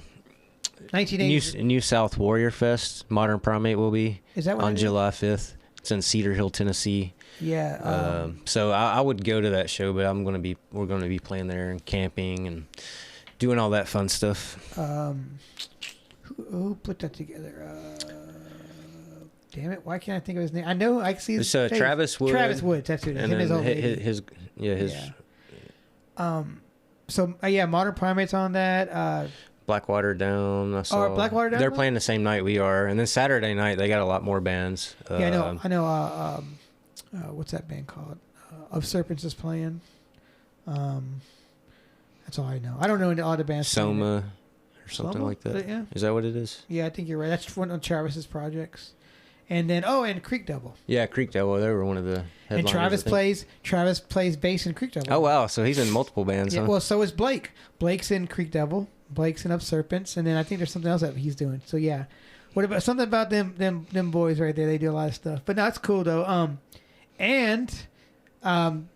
By the time, well, I guess actually, because this is gonna come out on Monday, so I don't know. I'm not gonna say what I was gonna say then, because I'll wait till the 5th, and then everybody will know. I'll tell you after the podcast, so you guys don't know. But yeah, where was I going? Oh yeah, so yeah, talented people in Clarksville. Yeah, Dusty's one of my I like watching him play ever since he's been a kid, you know.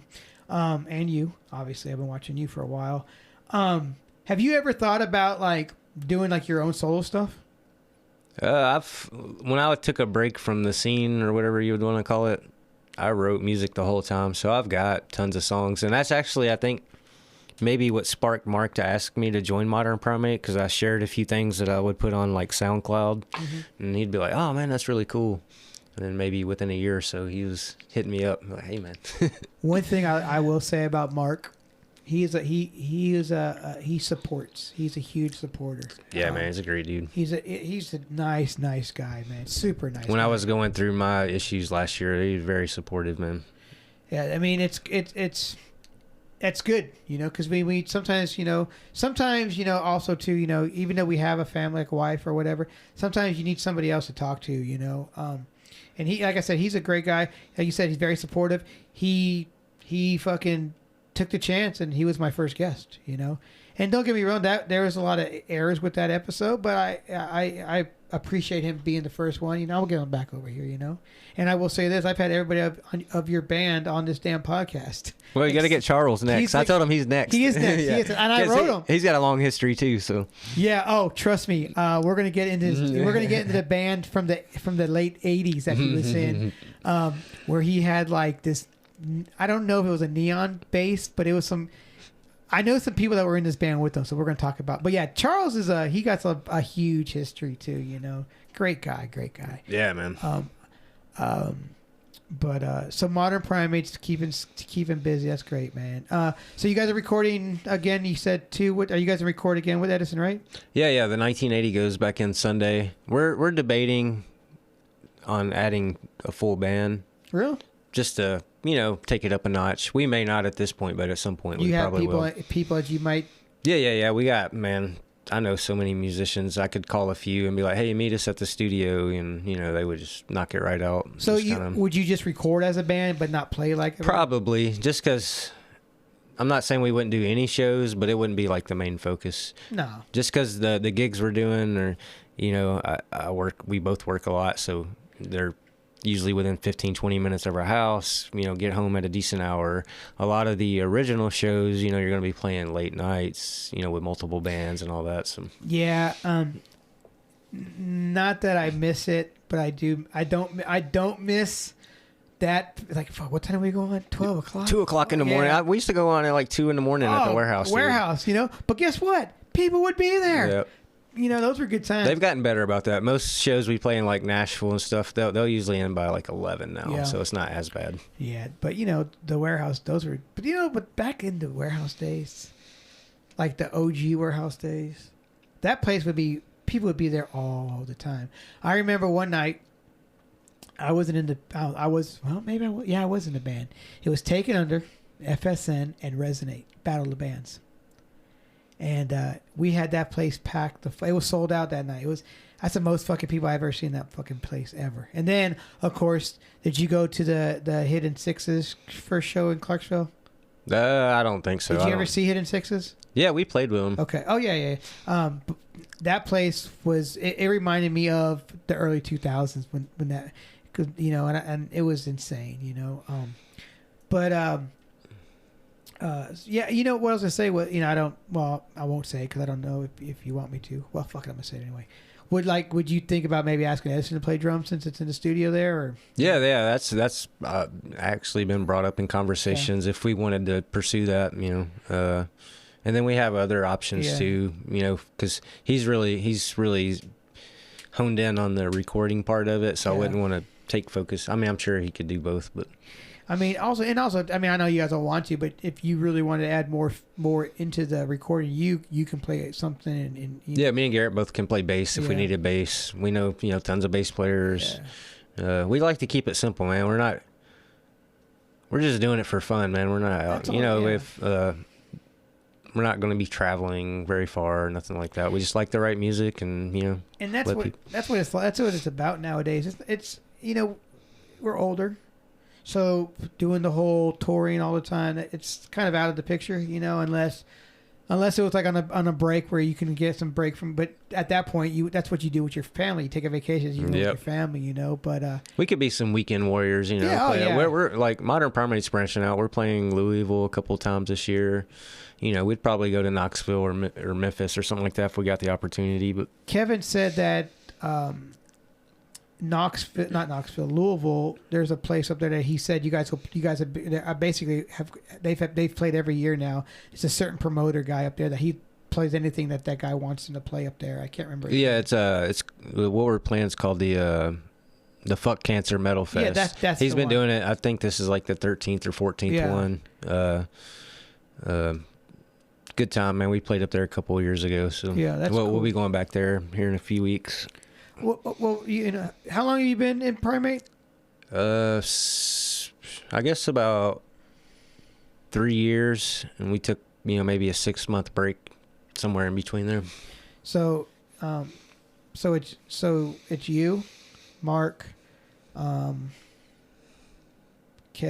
and Charles. Yep. Mm-hmm. That's a good lineup. We got some good chemistry, man. I can't even believe it, man. It's gonna be cool. It's gonna be fun, just the process of writing with those guys and being able to record it and go out and play some shows, man. Just as far as Modern Primate, like, who is it? A collective of ideas, or does like Mark have a song idea, or do you have a song idea, or?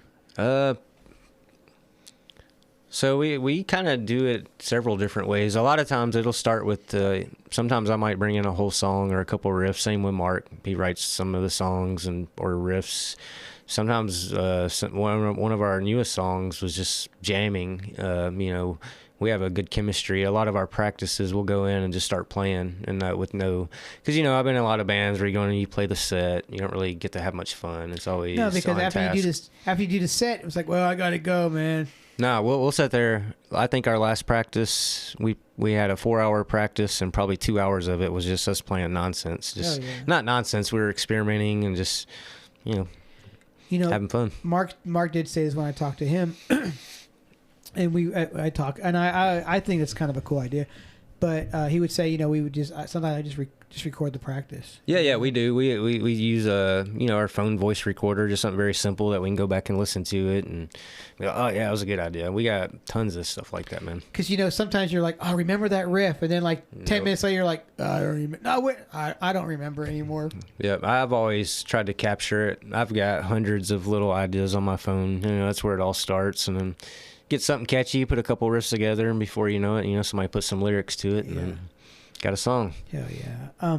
I have heard that. You just said it, and then Kevin said it, but you said the chemistry is it's there. That's like when he first hooked up with Trailer. He said, I went over there and we just hit it off right away, and he was like, I didn't want to have to pack my drums up, and then he was like, Mark was like, so you want to do this again? He's like, yeah, man. He said we've been hooked up ever since. He said, I guess a friend of Kev's hooked him up with a Trailer, or vice versa. Yeah, funny story. I went to my son's graduation, or maybe it was a school performance at Rossview, and the chick that was doing the door recognized me, and her mom, I guess, is the one that hooked Kev up with Modern Primate. Oh, so really? I didn't know. I'd never met him before. That's crazy. I was like, that's pretty cool, man. Yeah, man. No, Kev too, man. He's very talented, man. Great drummer, cool dude. Freaking photography is phenomenal. He's he gets hired all the time to go shoot other bands, so he stays pretty busy, outside of Modern Primate too. Yeah, I do see that, and I notice he has, I see he got his pixels and whatever beer one, pixels and pints or whatever. Maybe that's not what it is, but he takes the beer ones and he takes the guns, off his work. Oh, yeah. He's a great photographer. I like his style. And I was telling him this too. There's a lot of photographers around nowadays, more than I've ever seen. Because when we were growing up, when we were playing music back in the day, no one was ever taking pictures, And now it's like everybody's taking pictures. And everybody has their own unique style, which is great.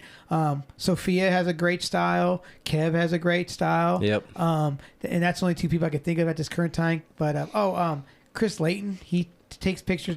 He's the one that walks around at the Rebel House tonight with like a paper plate, and he just those turn out really good. He takes that real good ones. A lot of good people out there, man.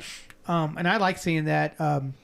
But because, one thing I miss, I wish that we had back in those days were people taking pictures. Because you're like, man, no one got pictures of that show? No one got video of this show? Like, we didn't have smartphones back then yet. We had damn Nokias. And yeah.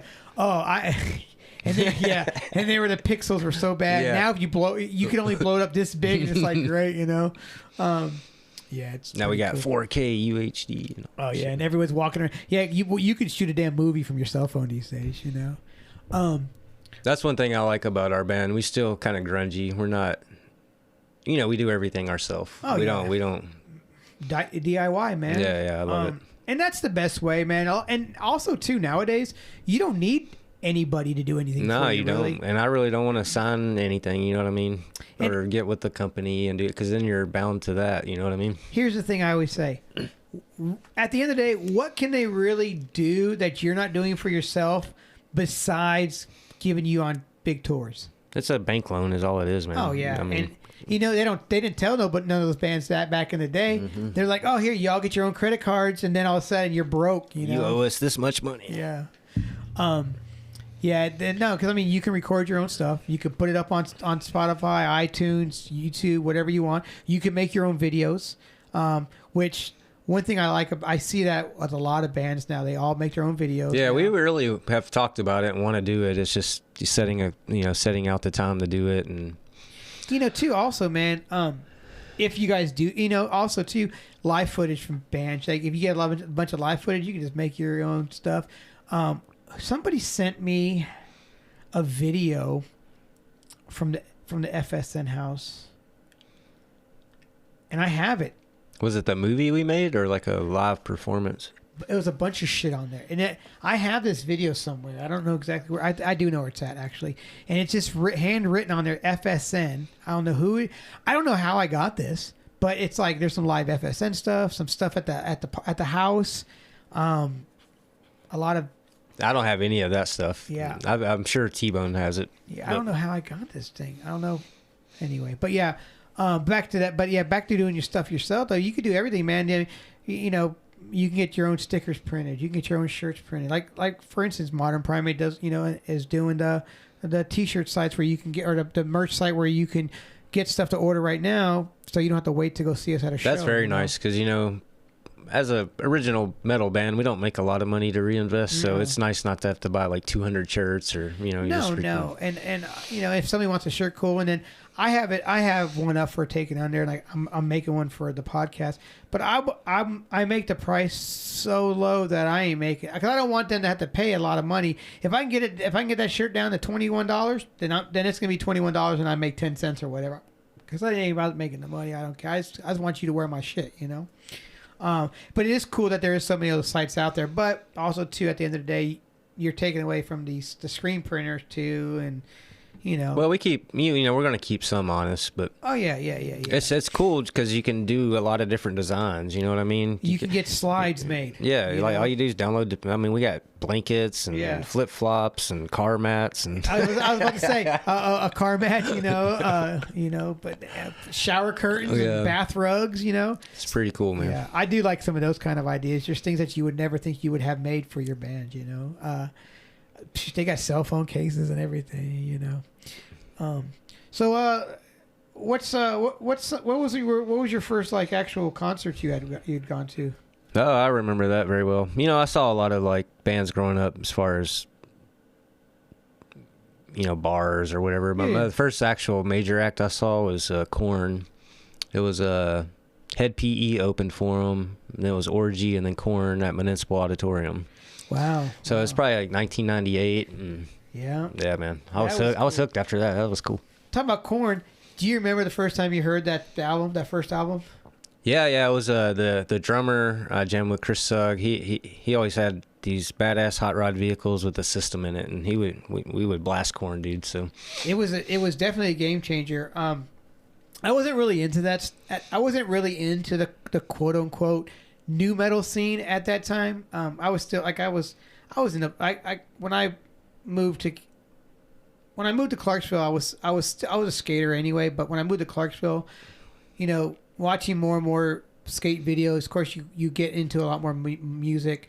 I was introduced to punk rock in 6th grade in Germany because, you know, you got a lot of different people coming around from all over the world or all over the U.S. to Germany, stationed in the military. So I'm learning about all these new bands. I was learning, like I said, Metallica. I learned about, you know, Sex Pistols and Black Flag, and then but I was also learning about Suicidal Tendencies and Testament, and I was also learning about Ministry and Nine Inch Nails, and I was also learning about like all these different bands.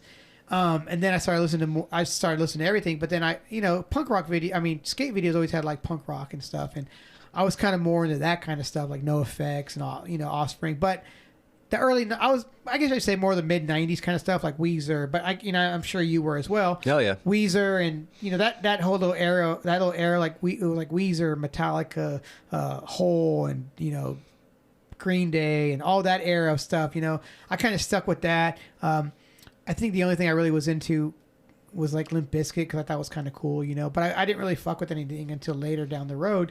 I did listen to Korn and like, all right, I guess I'm lying about the Korn because I remember getting Follow the Leader. Was that their second or third album?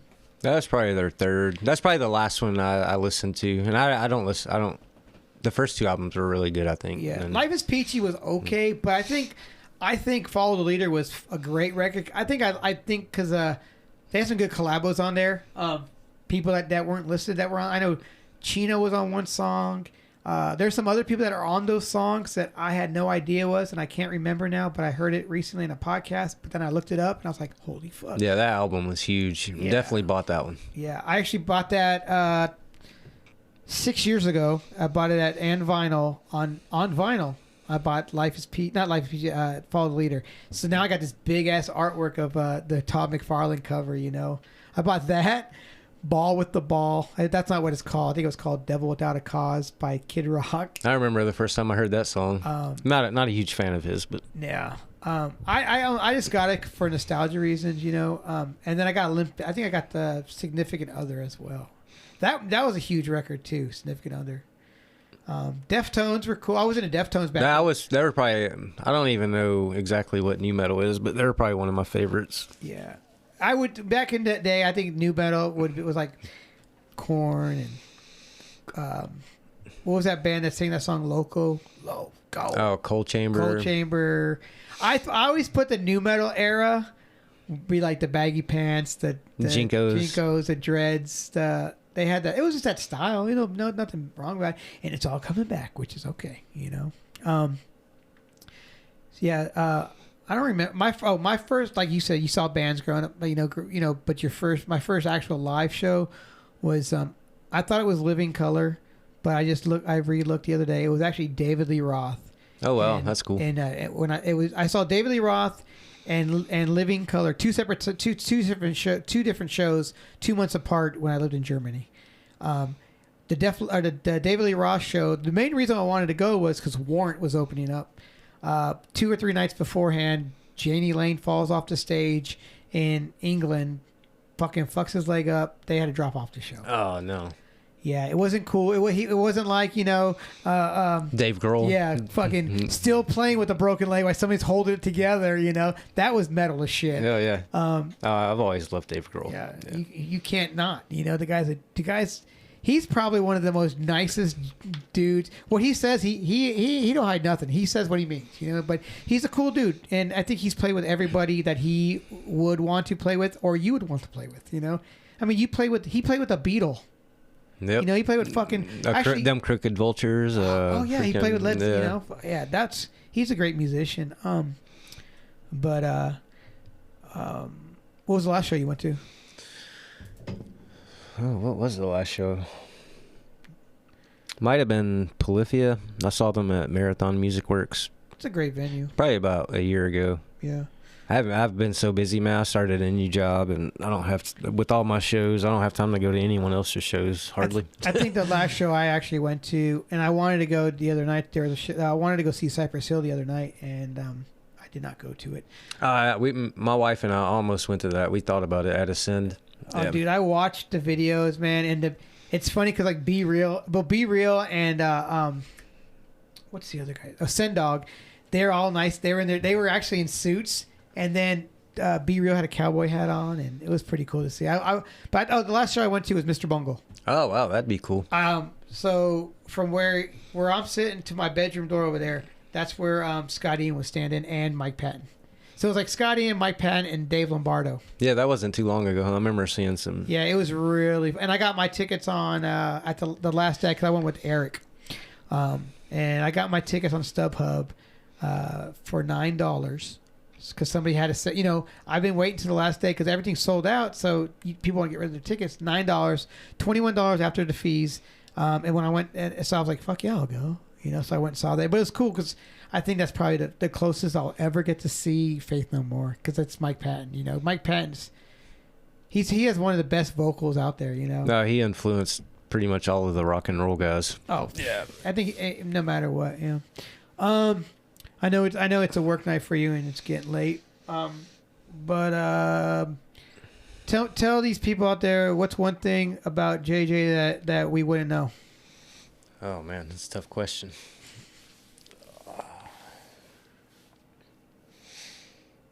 Oh, what's one of your what's a guilty pleasure of yours? It could be a music, movie, anything. I'm a pretty big gamer still. Are you? Yeah. Like the PS stations or on like the computer? No, I'm not. I never really got into. My son, he plays computer games. Yeah. But I like my Call of Duty stuff like that. Yeah, that's pretty cool.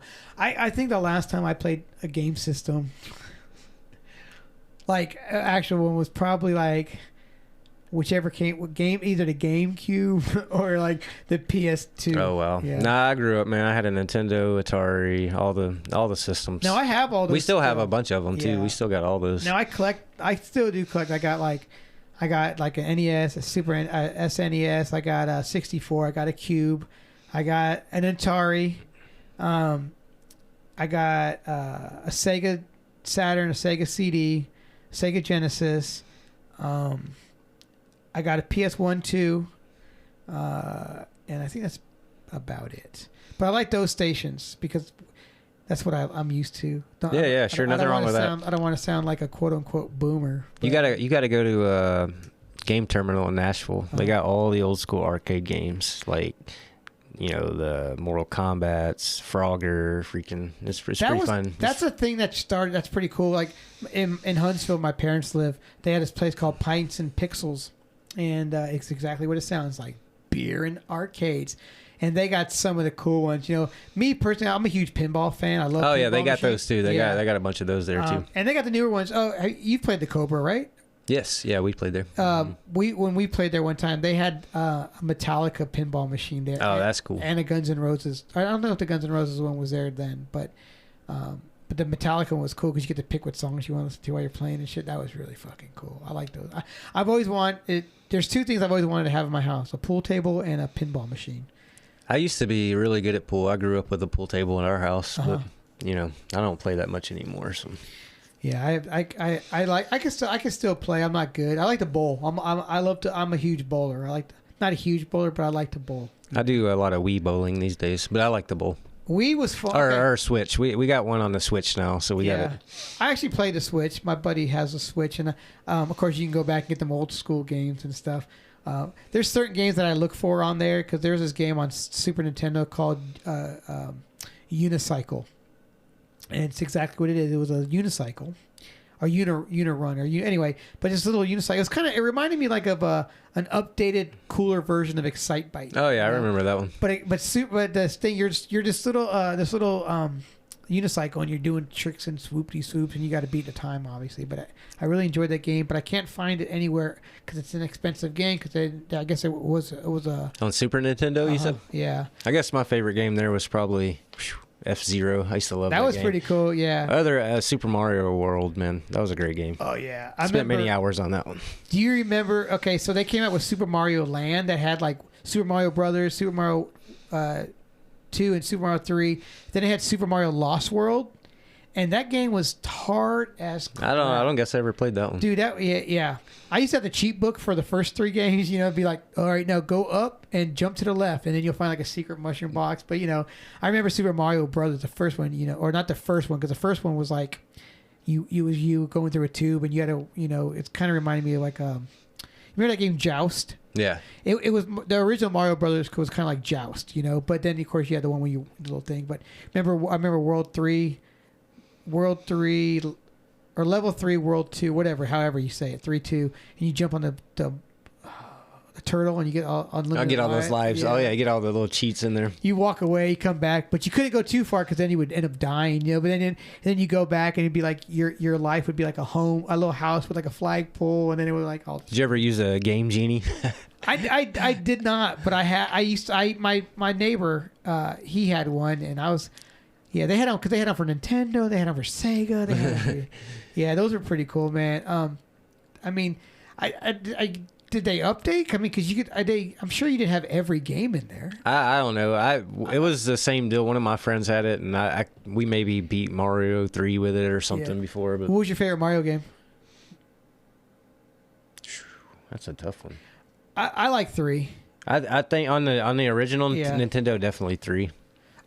64 was really hard to play, I thought. I didn't like that one. I liked the Super Nintendo one a lot, and then actually the one on the Switch was pretty fun. Yeah, the one thing I like about the one on I don't like 64. that. I don't like the newer ones because you have like too much going on with 4 people on the screen. Oh yeah. I think my favorite game though out of all those in that era was probably 007 GoldenEye. That was probably the best 64 game. Yeah, you get stoned with your friends and just fucking play GoldenEye and shit. And I think you can get that on one of the systems now. Switch is cool though because like I said, you can find all the classic retro games on there still too. It's a good family game, man. We'll have parties and everybody will play the Switch. You know, it's cool. I like it. You know, I'm glad they found their avenue. Yeah, that's cool. And Nintendo's still fucking making it big. You know there was a Nintendo PlayStation mashup that was supposed to have happened like before the PlayStation came out, and you could see it like in the either Nintendo Museum or the PlayStation Museum. They have it in there. It was like a console that could play both games or something. It was pretty weird. But I know I just found out the other day, you know, in Duck Hunt, the other controller controlled the duck. Yeah, I saw that on a meme or something. I had no idea. Seriously? I hated that game. I love that game, but I hated it. I had the big old on the regular Nintendo. I had the big old track and field game, and it came with a big old map. Oh yeah, I played that before. Yeah, my stepdad found out that if you just got on your hands and knees and used your hands, you didn't have to run. So I was like, yeah. I thought the robot was kind of cool. One of my friends had the Power Glove. Played Punch Out. You remember that? Yeah, I remember when that came out, and it was in The Wizard. Yeah. The Wizard movie with Fred Savage. That's when everybody got the first glimpse of Super Mario 3, and then you saw the Power Glove. They're like, "Oh, he pulled out the glove," and he's just like, "I'm like, yeah." But I saw there was a band I saw once play live at the Muse, and the singer came out wearing the Power Glove. That's funny. I'm like, okay. The Muse, I played there a few times. Yeah, that was a cool venue, man. I saw Reflex play there. It was pretty cool. But yeah. Well, like I said, I don't want to keep you too long. I know it's getting late. You got work in the morning, man. Anything you want to mention? Anything you want to talk about? I know this is. I'm going to release this on the Monday. So, anything after Monday you want to promote? Just that show next Friday for Modern Primate, New South Warrior Fest in Cedar Hill, Tennessee. You can look it up online and get tickets. I believe it's like $25 for the whole weekend. 20 to 25 bands. Oh yeah, it's always cool to, you know. So maybe one day I'll do something again. JJ, I do appreciate you, man. Yeah, man, it's been a pleasure. Glad you had me on. Yeah, man, and we'll have to figure about that FSN stuff. Yeah. I'll ask around, see what happens. All right, brother. Later, man. See you.